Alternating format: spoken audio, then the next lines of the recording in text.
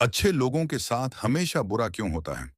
गीता में श्री कृष्ण ने दिया है अर्जुन को इसका जवाब। नमस्कार दोस्तों, स्वागत है हमारे चैनल शिक्षा शक्ति। इस अध्याय में अर्जुन अपने सम्मुख उत्पन्न स्थिति का सामना करने में स्पष्ट रूप से अपनी असमर्थता को दोहराता है और युद्ध करने के अपने कर्तव्य का पालन करने से मना कर देता है। तत्पश्चात वह औपचारिक रूप से श्री कृष्ण को अपना आध्यात्मिक गुरु बनाने और जिस स्थिति में वह स्वयं को पाता है उसका सामना करने के लिए उचित मार्गदर्शन प्रदान करने की प्रार्थना करता है। परम प्रभु उससे कहते हैं कि आत्मा जो शरीर के नष्ट होने पर भी नहीं मरती के अमरत्व की शिक्षा देकर दिव्य ज्ञान प्रदान करते हैं। आत्मा एक जन्म से दूसरे जन्म में उसी प्रकार से शरीर परिवर्तित करती है जिस प्रकार से मनुष्य पुराने वस्त्र त्याग कर नए वस्त्र धारण करता है। इसके पश्चात श्री कृष्ण सामाजिक दायित्वों के विषय की ओर आगे बढ़ते हैं। वे अर्जुन को स्मरण कराते हैं कि धर्म की मर्यादा हेतु योद्धा के रूप में युद्ध लड़ना उसका कर्तव्य है।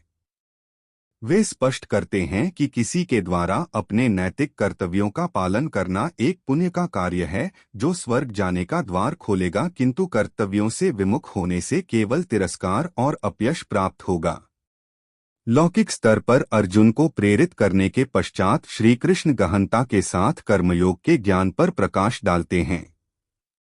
वे अर्जुन को फल की आसक्ति के बिना निष्काम कर्म करने की प्रेरणा देते हैं। फल की कामना से रहित कर्म करने के विज्ञान को वे बुद्धियोग या बुद्धि का योग नाम देते हैं।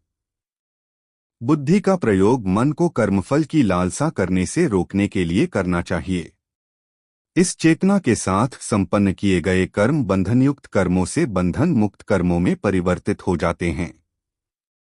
अर्जुन दिव्य चेतना में स्थित मनुष्य के लक्षणों के संबंध में जानना चाहता है।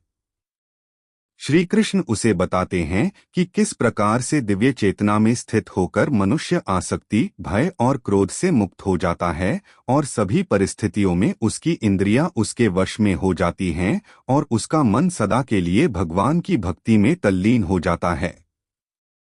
अब वे क्रमानुसार स्पष्ट करते हैं कि किस प्रकार से मानसिक संताप, काम वासना और लोभ विकसित होता है और किस प्रकार से इनका उन्मूलन किया जा सकता है।